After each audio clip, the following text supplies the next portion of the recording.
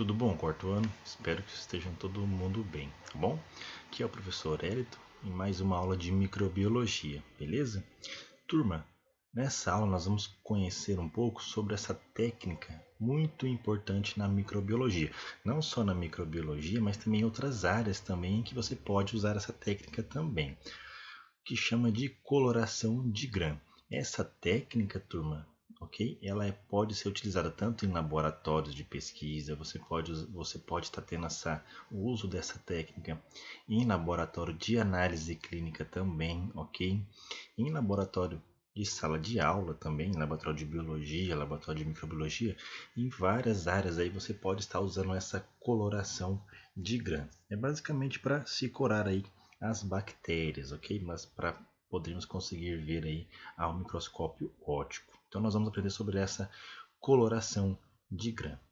E essa coloração de Gram, pessoal, ela vai poder classificar as bactérias em dois grandes grupos, através dessa coloração, né, da afinidade por dois corantes que nós vamos ver nesta aula, nesta coloração que se usa, né, dois corantes, por isso que nós chamamos de coloração diferencial, né? Nós temos aí a coloração diferencial e a coloração simples. A coloração simples é aquela que nós usamos apenas um tipo só de corante. Quando nós temos aí dois corantes para se diferenciar ali populações diferentes, grupos específicos, aí nós temos aí que nós chamamos de coloração diferencial. E a coloração de Gram é um exemplo aí de coloração diferencial. E nós vamos dividir através dessa técnica naqueles dois grupos que nós aprendemos nas aulas passadas. As bactérias que podem ser gram-positivas e nós temos um segundo grupo que nós podemos ter as bactérias gram-negativas. Basicamente, pessoal, as gram-positivas vão se curar desse roxo, ok? Nós podemos ver aqui então alguns bastonetes corados bem escuro, né? Esse roxo meio que azulado, tá bom? Mas aqui é por causa da imagem, mas ele tem uma cor de roxo, ok? Que são os gram positivos. Nós temos aqui cocos também, que podemos ter também gram positivos, tá? Aqui, ó, mais cocos gram positivos. E as gram negativas vão ter a coloração da cor mais rosa, um pouco vermelha, ok? Nós podemos ver aqui, ó, alguns vibrião que são gram negativo. Aqui também alguns bastonetes gram negativo, aqui estafilococos, né, que são gram positivos, nesse caso aqueles cachinhos de uvas, ok? Então nós podemos ter aí esses dois grupos, nós podemos diferenciar no microscópio óptico, no microscópio comum de luz, através dessa técnica de coloração de Gram. Nós vamos ver basicamente como é que nós podemos fazer essa coloração, qual que é o mecanismo, o princípio dessa coloração, em que você pode diferenciar aí esses dois grupos grandes aí, que são as Gram positivas e Gram negativas. Essa técnica, tá, turma, como eu falei para vocês, você pode utilizar mesmo no laboratório de microbiologia, quando você, por exemplo, vai fazer uma aula prática, na escola ou numa universidade, você pode usar facilmente essa técnica para conseguir aí destacar os grupos aí principais de gram positivas e gram negativas. Não só esses dois grupos, mas os arranjos e morfologia também nós conseguimos ver bem mais evidente do que se nós trabalhássemos aí apenas só olhando aí no microscópio óptico sem nenhum tipo de coloração. Outra coisa importante também dessa técnica é para aqueles laboratórios de pesquisa ou qualquer outro tipo de laboratório de análises clínicas, para ver se aquela cultura em que está trabalhando está contaminada ou não com bactéria. Por exemplo, às vezes você vai trabalhar em um laboratório em que cultiva células, né? Não no caso de células procarióticas, mas cultiva células eucarióticas. E aí, durante esse cultivo de células eucarióticas, você vai estar fazendo a manutenção dessas células e por algum eventual motivo aí, essas células podem se contaminar com bactérias. Né? Caso você faça algum tipo ali de manutenção de forma errada, né? Não tenha tanto ali algum cuidado ali, você acaba perdendo algum cuidado ali em especial, acaba contaminando essa cultura.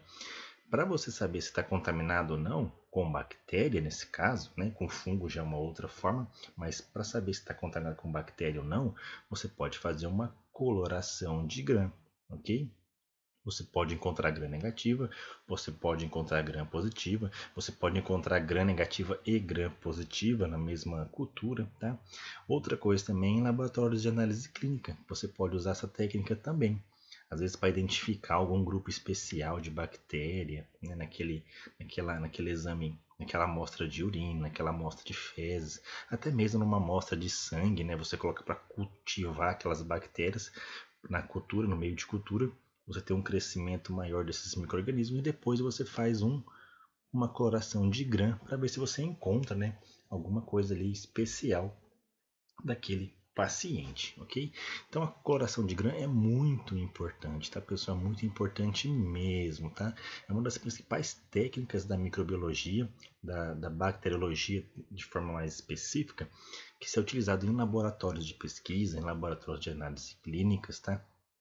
Em qualquer ramo aí, você pode estar empregando o ramo da biologia, né? Você pode estar empregando essa coloração para alguma eventual função, ok?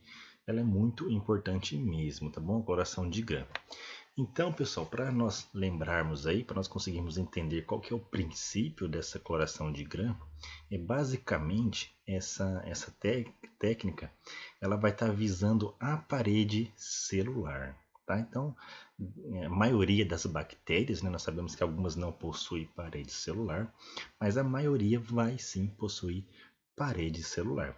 E a composição da parede celular, nós podemos, né, pela composição, melhor dizendo, da parede celular, nós podemos dividir essas bactérias em dois grandes grupos, tá? Anotem aí, ó, gram positivas e a gram negativa, tá? Qual que é a principal característica das gram-negativa? A parede celular das gram-negativa é muito mais espessa. Por quê? Porque tem muito mais peptidoglicano, tá? Lembra? Lá qual que é a composição da parede celular? É composta por grande concentração de peptidoglicano, né? Uma proteína com carboidrato que forma esse peptidoglicano. Nas gram-positiva, essa camada de peptidoglicano é muito espessa. Já na gram-negativa, essa camada de peptidoglicano é muito fina, tá? Está presente também, só que em menor quantidade, é muito mais fina em comparação com a gram-positiva. Na questão de ácidos teicoicos, a gram-positiva possui ácidos teicoicos também, a gram-negativa possui ausência, não possui, melhor dizendo, né, os ácidos teicoicos. Periplasma também, aquele espaço, né, está ausente na gram-positiva e está presente na gram-negativa.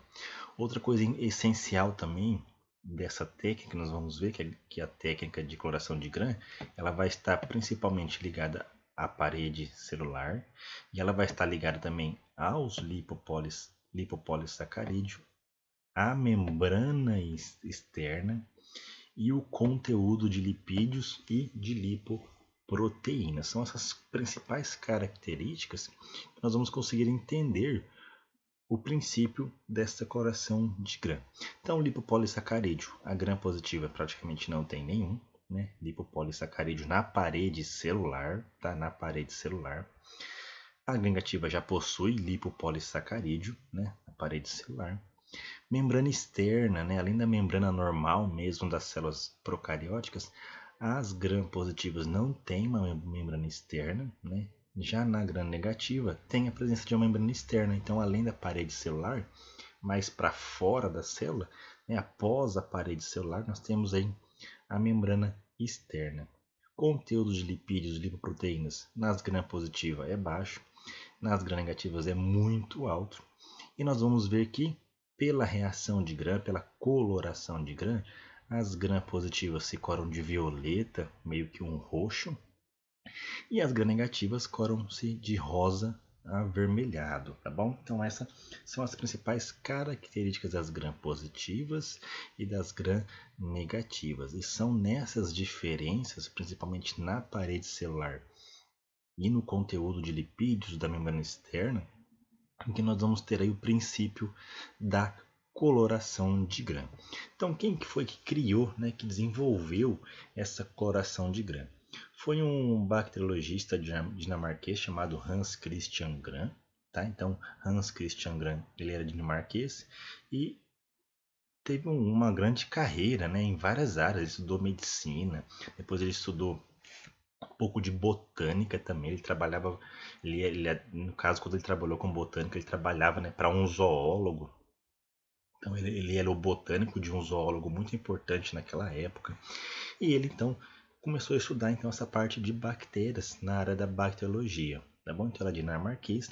E lá por volta de 1884, ele acabou desenvolvendo, dizem, né, que essa técnica da coloração de grã que o Hans Christian Grahn desenvolveu foi uma coisa assim que meio sem querer, né? Ele desenvolveu sem querer. Ele estava estudando alguns tipos de tecidos lá e como para estudar tecidos, né, para você conseguir fazer histologia, você tem que fazer a coloração também. E aí ele viu que alguns grupos de bactérias se coravam de uma forma e outro grupo de bactérias se coravam de uma outra forma. Então ele foi analisar mais a fundo aí esses corantes que ele estava utilizando, nessa técnica que ele estava utilizando, e acabou desenvolvendo uma coloração de grã, uma coloração muito utilizada para corar aí as bactérias, nesse caso gram positivas e as gram negativas, tá bom? Então, o que nós chamamos de coloração diferencial, tá? Uma coloração diferencial. Por quê? Você usa aí dois corantes, por quê? Porque eles vão ser diferentes para grupos de bactérias diferentes, ok? Nós vamos ter as gram positivas reagindo de uma forma, e nós vamos ter as gram negativas reagindo de uma outra forma. Por exemplo, aqui nós temos cocos de gram positivos, tá? Staphylococcus aureus. Nós temos aqui uma coloração do tipo roxo, né? Estão corados aí com roxo da coloração de grã, acabaram se corando-se de roxo. Nós temos aqui bacilos de grã negativos, que se é de Pseudomonas aeruginosas, tá? Então aqui nós temos também gram bactérias, só que nesse caso gram negativas. Aqui em rosa, meio que avermelhado, e aqui roxo, ok? Meio que violeta também, roxo, violeta, e aqui rosa, vermelho, tá? Então essa aqui é a principal diferença, né, na técnica de coloração de gram. Um grupo vai se corar de roxo, violeta, um outro grupo no final da técnica, é claro, vai se corar de rosa, avermelhado, tá bom? Um meio rosa meio que vermelho. Isso vai depender da quantidade de corante que às vezes vai se impregnar ali. Aqui é da mesma coisa, né? Às vezes um roxo meio violeta vai ser de acordo com a quantidade de corante que ela conseguir se impregnar ali, o tempo também, né? Que pode variar, que nós vamos analisar aqui na aula de coloração de grã. Então, Hans Christian Grahn foi o cara que desenvolveu essa técnica lá em 1884 e é uma técnica muito utilizada até hoje em todos os laboratórios, seja o laboratório mais tecnológico, né?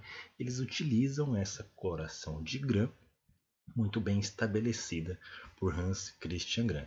E ele, né, deu o seu sobrenome para essa coloração que nós chamamos de coloração de grã. Então, pessoal, como é que a gente podemos fazer essa coloração de grã?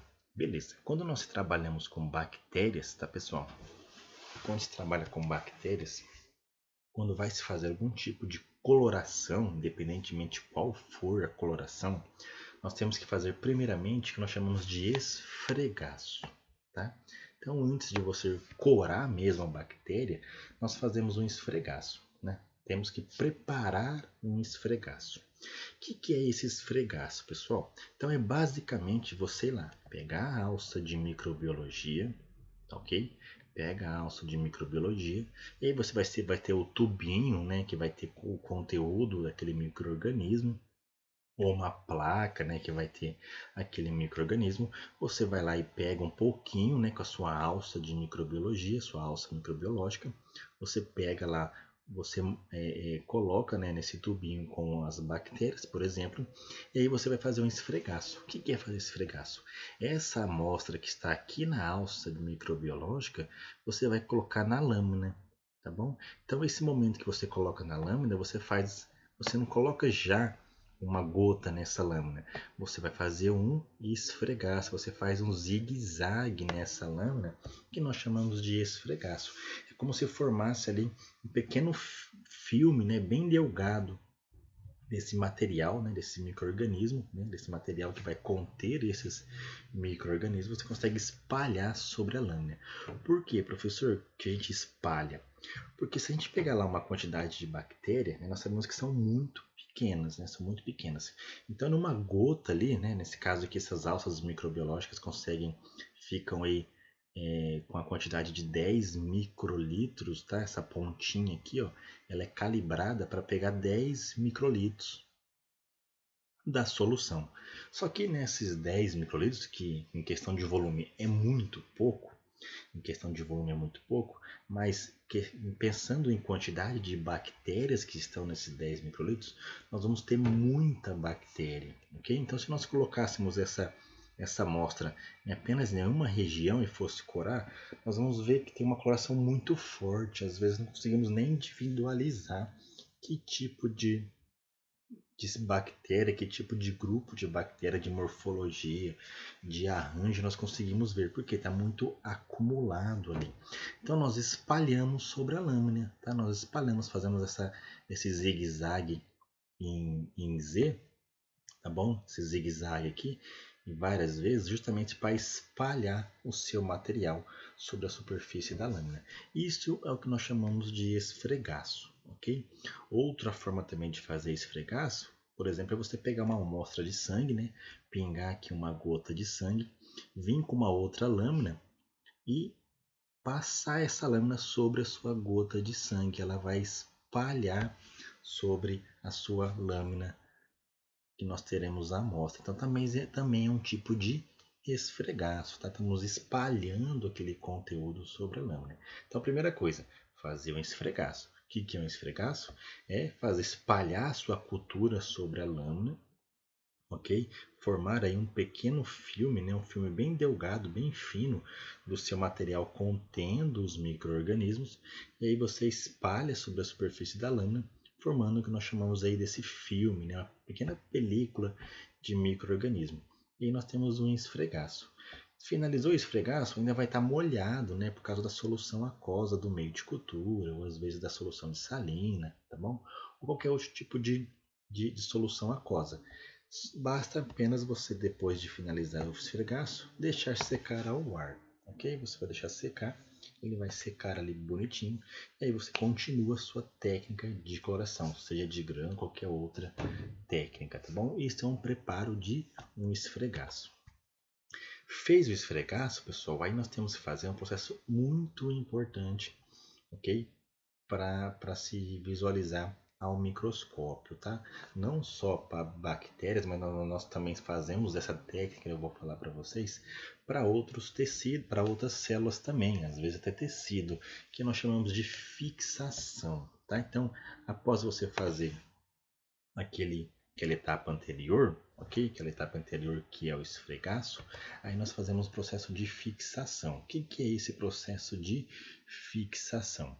Então, antes que os micro-organismos, né, antes que a sua amostra possa ser curado, eles têm que ser fixados. O que é fixar, fazer esse processo de fixação? É fazer com que esses micro-organismos fiquem aderidos à sua lâmina. Ok? Uma vez depois que você deixou secando, nós temos ali apenas os micro-organismos. Mas durante o processo de coloração, você pode acabar perdendo esses micro-organismos. Então, uma forma de você fazer a adesão, né, aderir esses micro-organismos na sua lâmina, é fazer o processo de fixação. Então, para a microbiologia, uma forma muito interessante de fazer, muito fácil, tá bom? É você fazer a fixação através da chama, tá bom? Então você vai lá, acende, né, o seu bico, você liga ali seu bico de Bunsen, tá? Você pode fazer pela chama do bico de Bunsen, ou pode fazer qualquer outro tipo de chama, tá? Então, como é que você faz a fixação através do bico de Bunsen? Você passa a lâmina, tá bom? Então, aqui na parte de cima nós temos a amostra, nós temos o esfregaço, e você vai passar a lâmina a parte de baixo, tá? A parte da amostra vai estar virado para cima, ok? Você não pode passar a amostra na chama, tá bom? Ter contato com a amostra, senão você vai acabar destruindo todas as suas células aqui, todos os seus micro-organismos. Então você passa ali, faz várias passagens ali próximo à chama, justamente para auxiliar na fixação. A fixação, né, quando você faz essa fixação, além de você aderir os micro-organismos, você também vai matar, né? Você vai matar essas bactérias, uma vez que você vai fazer isso para observar o microscópio. O bom é você ter esses micro-organismos aí mortos, tá? Então, além de aderir, né, o processo de fixação, além de aderir, você consegue aí matar, tá bom? Esses micro-organismos, tá, ok? Para não ter problema de contaminação. Então, além de matar, você está fixando essa amostra na sua lâmina.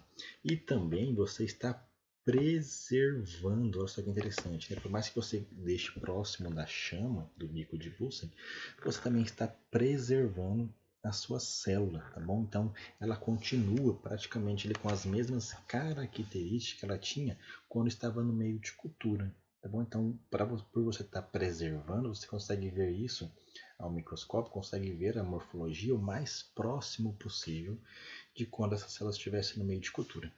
Além de se utilizar a chama do bico de Bunsen, você também pode utilizar o álcool metílico, ok? Ou o metanol, tá? Álcool metílico ou metanol, também pode ser conhecido como metanol. Você vai lá e recobre a sua lâmina com um pouco de álcool metílico, com um pouco de metanol, coloca uma gota ali, né, para recobrir o seu esfregaço. Como o metanol ele evapora, quando ele evaporar, sua amostra vai estar sequinha, fixada, e ele também vai matar os micro-organismos, ele também vai preservar as características da sua célula. Então, fez o esfregaço, qual que é a próxima etapa? Fazer o processo de fixação. Essas duas etapas, pessoal, tá? Importante agora, anotem isso no caderno de vocês. Essas duas etapas aí é para qualquer tipo de coloração, seja para bactéria, seja para qualquer tipo, para histologia, tá? Você tem que fazer o seu esfregaço, né? Dependendo aí, você tem que fazer o seu esfregaço. Às vezes tá trabalhando com células eucarióticas, né? Uma cultura de células eucarióticas, você vai lá e faz o seu esfregaço. E você tem que fazer a fixação também. Para histologia, né, e para corar tecidos, você também tem que fazer o processo de fixação, tá?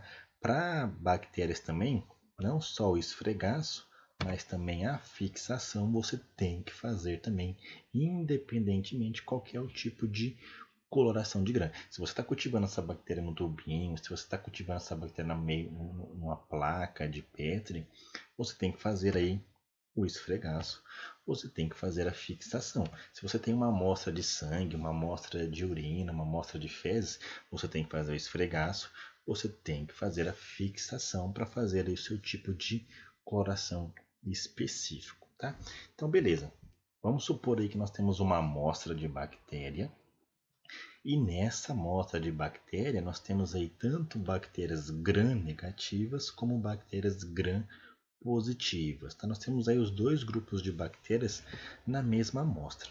Fizemos o esfregaço dessa nossa amostra, contendo aí os dois tipos de bactérias, gram-positivo e gram-negativo. Fizemos a fixação, né? Fizemos apenas uma lâmina só, pegamos um pouquinho, fizemos a etapa anterior, o esfregaço, e depois nós fixamos essa única lâmina. E lembra, essa única lâmina vai ter tanto bactérias gram-negativas como bactérias gram-positivas. E aí nós queremos ver pela técnica de coloração de gram qual que é a morfologia, qual que vão se corar de roxo, qual que se vai corar de rosa, tá? Então nós temos aí nessa nossa amostra os dois grupos de bactérias. Beleza. Fizemos a fixação, pessoal, tá? E aí nós fizemos a fixação. O próximo passo é você fazer a coloração, ok? Independentemente de qual técnica que é, fazer a sua coloração, esperar secar e olhar no seu microscópio, tá? Para bactérias, pessoal, para bactérias é interessante se utilizar, tá?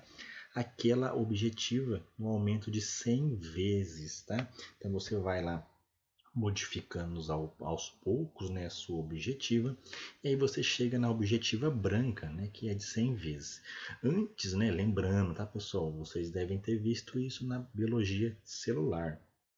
Antes de passar mesmo para objetiva de 100, para objetiva branca, tá? Você vai lá, pega o óleo de imersão, pinga uma gota ali na sua amostra e aí sim você, na sua lâmina, e aí sim você coloca então a objetiva de 100, ok?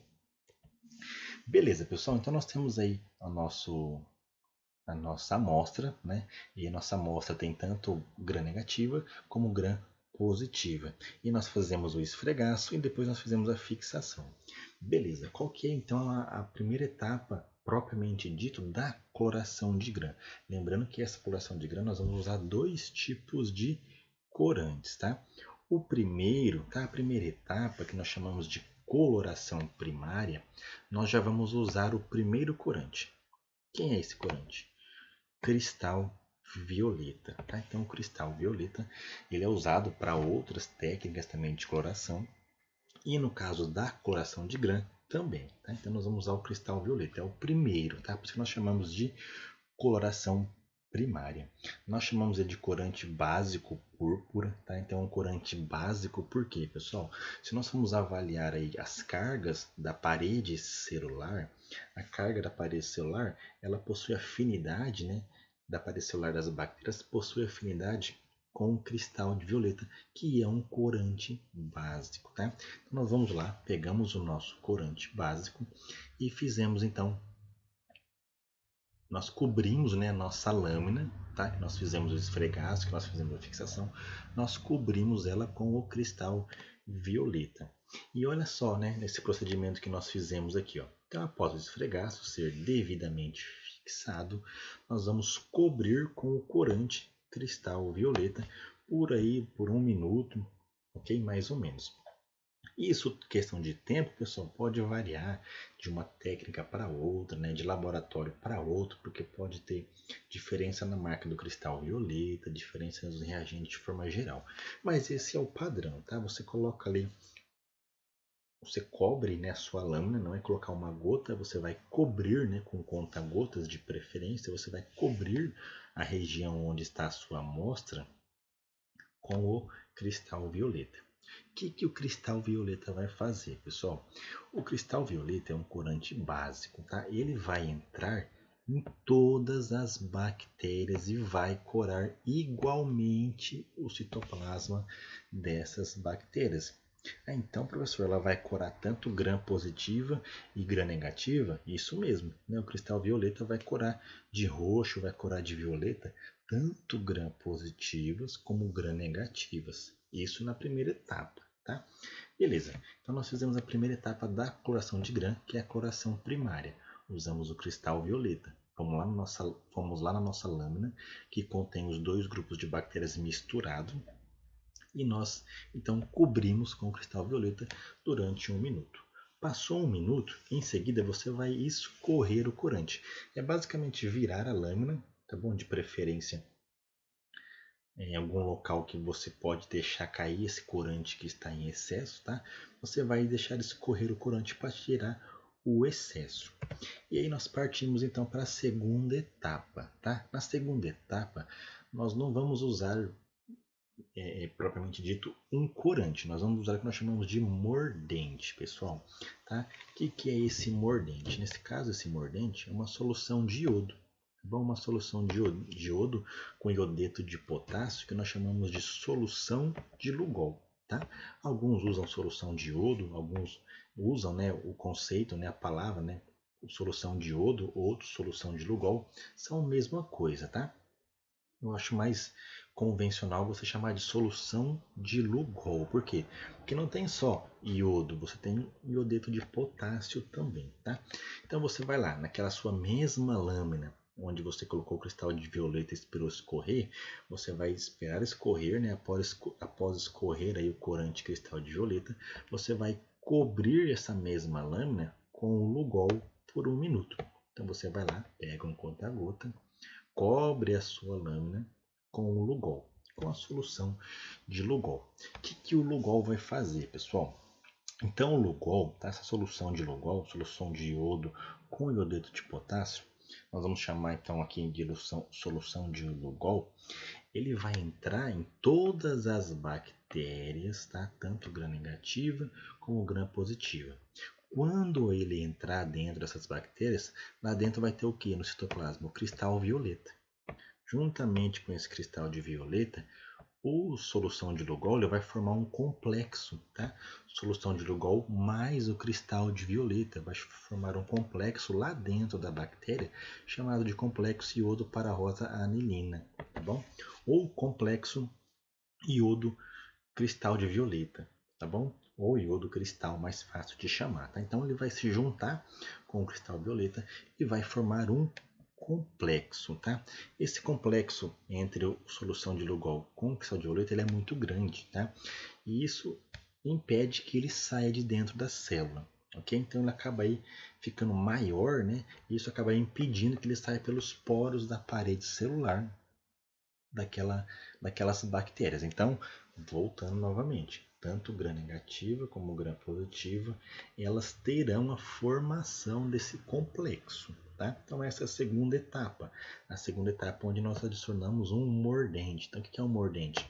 Uma solução, né? um reagente que vai entrar ali dentro juntamente com um corante e vai formar um complexo. Nesse caso, o mordente é quem? Solução de iodo, ou melhor falando, né, solução de Lugol. Tá? Então, qual que é o procedimento que nós fazemos para isso? Após escorrer, né, o cristal de violeta da primeira etapa, você cobre a lâmina com Lugol por durante aí 1 minuto. Passou 1 minuto, você vai lavar a sua lâmina em água corrente em baixa pressão. Como assim água corrente em baixa pressão? É basicamente ligar a torneira, tá? Você pode ligar a torneira num fio bem fininho ali de água e você colocar a sua lâmina, tá? Não pode ser forte, pessoal, tá? Porque por mais que esteja fixado na lâmina, ele pode acabar perdendo a sua amostra devido à pressão alta aí da água. Então você coloca numa baixa pressão. Espere escorrer, você vai ver que vai escorrer o Lugol, tá? Tranquilamente você vai ver isso visivelmente bem fácil. Escorreu pela água que você colocou ali para lavar, o Lugol, tá? O excesso de Lugol, porque o Lugol, o complexo, né? Lugol com o cristal vai estar lá dentro do citoplasma, vai estar dentro da bactéria. E esse não vai sair, só vai sair aquilo que não entrou, o excesso. Beleza. Vai para a terceira etapa. Para a terceira etapa, nós usamos o que nós chamamos de um agente descorante. Tá? Um agente descorante. Então, quem que é esse agente descorante? Né? Como o nome diz, né? Um agente que vai descorar, vai tirar o corante. Mas como assim tirar o corante? É isso mesmo, ele vai tirar o corante, mas não de todas. Ele vai tirar de um grupo, ele tira do outro, ele não tira. Vamos então avaliar na questão da gram-positiva, primeiramente, quando ela entrar em contato com o álcool, com o agente descorante. E aí, lembrando, né? Melhor enfatizando, né? Quem que é esse agente descorante? É uma solução de álcool com cetona. Alguns utilizam apenas o álcool, tá? Então, um agente descorante nesse caso é álcool e cetona.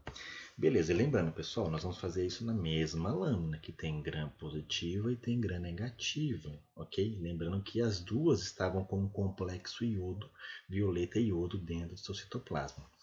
Quando a gram-negativa entrar em contato com o álcool cetona, tá? Com esse agente descorante, o que vai acontecer com essas bactérias? Vai desidratar o peptidoglicano, tá? Com essa desidratação do peptidoglicano, vai acabar fechando os poros da parede celular. E isso impede de vez que o complexo violeta e iodo permaneça no interior da célula, tá? Fechando os poros aí acaba impedindo, né, melhor falando, que esse complexo iodo saia da célula. Então esse complexo violeta e iodo vai ficar dentro da célula. Por quê, professor? Porque o álcool cetona desidratou os peptidoglicano, que é muito nas gram-positiva, e isso vai fechar os poros. Fechando os poros da parede celular da bactéria gram-negativa, da gram-positiva, aquele complexo lá dentro não sai. Então ele permanece no seu interior. Se ele permanece, as gram-positivas ficam coradas de roxo violeta. E as gram-negativas, professor, que estava na mesma amostra? As gram-negativas, como não tem muito peptidoglicano, tá? Tem muito pouco peptidoglicano, essa desidratação não vai ocasionar o fechamento dos esporos, tá? Dos poros, melhor dizendo. O álcool cetona ele vai acabar dissolvendo a membrana externa.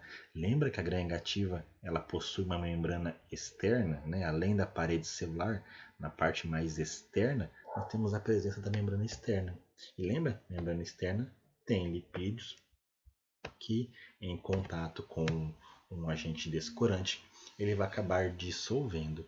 Se dissolve, tá? Vai acabar deixando ali pequenos buracos, tá? Na fina camada de peptidoglicano, tá bom? Então, lembra que a ácido negativa possui uma camada muito pequena, muito inferior de peptidoglicano em comparação com a gram positiva. Então, além do álcool cetona dissolver a membrana externa, essa camada é muito fina, tá? Não é tão grossa que possa ter, não tem muito peptidoglicano que possa reagir com álcool cetona. Então tem muito pouco, tá? E esse muito pouco não é o suficiente para formar o fechamento de poro, porque é muito pouco mesmo. Então, quando as gram-negativa recebe o contato com álcool cetona, dissolve a membrana externa e deixa pequenos buracos na fina camada de peptidoglicano. Se eu tenho buracos nessa fina camada de peptidoglicano, o que vai acontecer? O complexo violeta iodo ele vai sair. Então, nesse caso aqui, as gram-negativas não ficam mais coradas com roxo ou violeta. Elas ficam descoradas. Por isso que nós chamamos aqui de agente descorante. Como é que é o procedimento? Depois que você lavou em baixa corrente, né, após você corar com cristal violeta, depois que você lavou o cristal violeta depois colocou o Lugol, você lava em água corrente, em baixa pressão, como nós vimos no slide anterior, e você coloca álcool cetona, tá? Na proporção de 1 para 1. O que é essa proporção de 1 para 1? Por exemplo, se você fosse preparar 100 ml de álcool cetona, como a proporção é de 1 para você preparar 100 ml dessa solução, você coloca 50 ml de álcool, 50 ml de acetona, tá? É uma parte de álcool para uma parte de acetona. Só que aí você vai deixar, tá? Você vai cobrir, né, a sua lâmina por durante aí 5 a 10 segundos com esse agente descorante, o álcool cetona. Alguns utilizam só o álcool também, tá? Depois disso você vai lá e lava em água corrente em baixa pressão novamente. Então essa é a terceira etapa. A primeira foi você corar com cristal violeta. A segunda você foi usar uma solução de Lugol. E a segunda é você colocar aí o agente descorante, nesse caso álcool cetona. O álcool cetona permitiu que o complexo ficasse dentro da gram positiva, permanecendo roxo-violeta, e na gram negativa acaba saindo o complexo violeta iodo, descorando essas células. A última etapa, pessoal, é o que? É você utilizar um contracorante, um segundo corante, tá? Quem que é esse segundo corante, pessoal? É a fucsina básica, tá? Então, a fucsina básica, você vai lá, qual que vai ser o procedimento? Após você, né, no último slide, você lavar aí a sua amostra, a sua lâmina em água corrente em baixa pressão, depois de descorar, né, você descora, lava em água corrente em baixa pressão, e aí você vai corar com fucsina básica durante 30 segundos. Você vai cobrir a lâmina com fucsina básica durante 30 segundos, novamente. Depois você vai lavar em água corrente em baixa pressão, e aí você deixa secando ao ar. O que essa fucsina básica vai fazer? Lembra, pessoal, que a gram positiva vai estar corada de forma roxa e violeta. Por quê, professor? Porque lá dentro ficou o complexo violeta e iodo, permaneceu no interior dessas células, quando você colocou no álcool cetona. Como a gram-negativa perdeu esse complexo violeta e estava descorada, ela vai conseguir se corar, tá? Ela vai receber, né, essa fucsina básica e vai se corar, tá? Com a fucsina básica, se tornando o quê? Rosas, meio que vermelha. E aí nós temos as gram positiva roxa, meio que violeta, e as gram negativa rosa, meio que vermelho, tá? E aí nós temos muito bem definido quando nós vamos olhar no microscópio óptico, no microscópio de luz. As gram negativa bem rosinha e as gram positiva bem roxinha, bem violeta. Então nós finalizamos aí a coloração de grã. Depois você deixa secar, tá bom? No ar, para secar mesmo a sua amostra, porque você lava em água corrente. E depois você observa em um microscópio de luz, um microscópio óptico. Lembrando, você usando melhor, né, para se observar o, a objetiva de 100 com o óleo de imersão. E aí, ó, você vai lá, coloca o óleo de imersão e você consegue identificar, turma, muito fácil, tá? Muito bem visível as bactérias gram negativa e as gram positiva, tá? Quando você tem os dois na mesma amostra, é claro, tá? Você consegue ver muito nítido essa diferença. Aqui ó, nós temos gram positivo, Staphylococcus aureus, e Pseudomonas aeruginosa, tá? Corando de forma rosa, que é gram negativo, e gram positivo de roxo, meio que violeta. Uma coisa importante, tá, pessoal? O que pode acontecer? Você pode ter também, tá, bactérias vivas e bactérias mortas, tá? No caso das gram positivas, tá, que deveriam estar coradas de roxo, aqui nós temos células bactérias viáveis, vivas, tá? Se essas gram positivas estiverem mortas, pessoal, tá? Estiverem mortas, lembra que se elas não conseguirem, né, segurar, vamos assim dizer, né, segurar o seu complexo dentro dela, elas vão se corar de rosa. No caso de células gram-positivas mortas, elas estão com a parede celular totalmente danificadas. E por estar com a parede celular danificada, ela não consegue segurar esse complexo de iodo com o cristal violeta. O que vai acontecer? Elas também vão se corar de rosa. Ok? Então, importante, né, também é importante você verificar se essas bactérias que você vai fazer a cloração de grã estão vivas ou não. Se for uma cultura muito antiga, né, você deixou lá muito tempo no meio de cultura, você pode ter aí bactérias, grande população de bactérias mortas. Então, o que é o certo é você fazer uma cultura nova, né, aproximadamente ali fazer uma cultura de 16 horas, de 18 horas, de 24 horas de incubação em um meio novo, e aí sim você fazer uma coloração de grã. Okay? Porque se for uma cultura muito antiga, muito velha daquela bactéria, se for bactéria gram positiva, elas vão estar mortas em vez de corar de roxo, vão se corar de rosa. E aí você vai falar que é uma gram negativa. Né? Você vai falar de forma errônea que são bactérias gram-negativas. Então, um cuidado aí que se deve ter quando vocês forem realizar uma cloração de grã. Então, aqui, pessoal, são as etapas. Tá? Eu juntei as etapas para vocês. É claro, como eu falei para vocês, pode variar de tempo para tempo, né? Algum detalhe pode variar também quando você pega um protocolo de algum outro laboratório, de um grupo de pesquisa, de um laboratório de análise clínica, tá? De um laboratório de pesquisa, então pode variar. Mas é basicamente isso. Primeira etapa, você lá faz o esfregaço, cora com cristal violeta.